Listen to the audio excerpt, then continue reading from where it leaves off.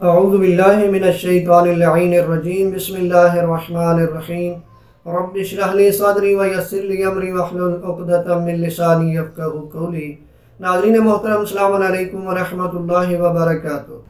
ناظرین محترم، سب سے پہلے دعا گو ہوں کہ خالق کائنات ہم سب کی تمام تر جائز دعاؤں کو قبول فرمائے اور پروردگار ہم سب کی مشکلات کو دور فرمائے اور ہمیں ائمہ اہل بیت علیہم السلام کے صحیح معنوں میں مطیع اور فرما بردار بننے کی توفیق عطا فرمائے۔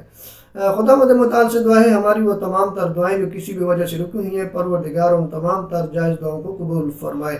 آج جو عمل آپ کو بتانے جا رہا ہوں وہ مقروض مومنین کے لیے آپ ایسے سمجھیں کہ ایک تحفہ ہے، ایک گفٹ ہے عمل جو بتانے جا رہا ہوں کہ جو قرض کی وجہ سے پریشان ہے تو ان کو پریشان ہونے کی ضرورت نہیں ہے، چونکہ ہر پریشانی کا حل موجود ہے، چونکہ قرآن ہمارے لیے رحمت بھی ہے، قرآن ہمارے لیے شفا بھی ہے، قرآن ہمارے لیے ہدایت بھی ہے، قرآن ہمارے لیے نصیحت بھی ہے۔ تو مقروض مومنین کے لیے یہ تحفہ ہے، یہ گفٹ ہے۔ جو شخص بھی مقروض ہے وہ بلا ناغہ 40 دن تک اس سورہ کو پڑھتا ہے تو پروردگار اس کے قرض کی ادائیگی کا اہتمام فرما دیتا ہے۔ یہ سورہ کون سی ہے؟ یہ ہے سورہ ہمزہ۔ سکرین پہ آپ کو نظر آ رہی ہے، بسم اللہ الرحمن الرحیم۔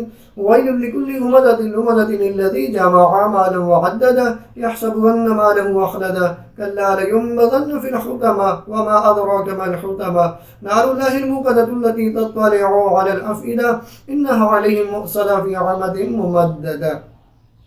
یہ صرف اور صرف مقروض کے لیے نہیں ہے، یہاں تک اس کے حوالے سے ملتا ہے کہ سحر ہو، جادو ہو، ٹونا ہو، نظر بد ہو۔ اگر نظر بد ہے تو سورہ ہمزہ پڑھی جائے، اگر سحر، جادو، ٹونے کا اثر ہے تو سورہ ہمزہ پڑھی جائے۔ ناظرین، اگر نماز فریضہ میں سورہ ہمزہ کی تلاوت کی جائے تو پروردگار وسیع رزق حلال عنایت فرماتا ہے۔ یہاں تک کہ جو سورہ ہمزہ کی تلاوت کرتے ہیں، جو سورہ ہمزہ کے قاری ہیں، پروردگار انہیں بری موت سے بچا لیتا ہے۔ یعنی سورہ ہمزہ کا یہ اثر ہے کہ پروردگار اس کو بری موت سے بھی بچا لیتا ہے۔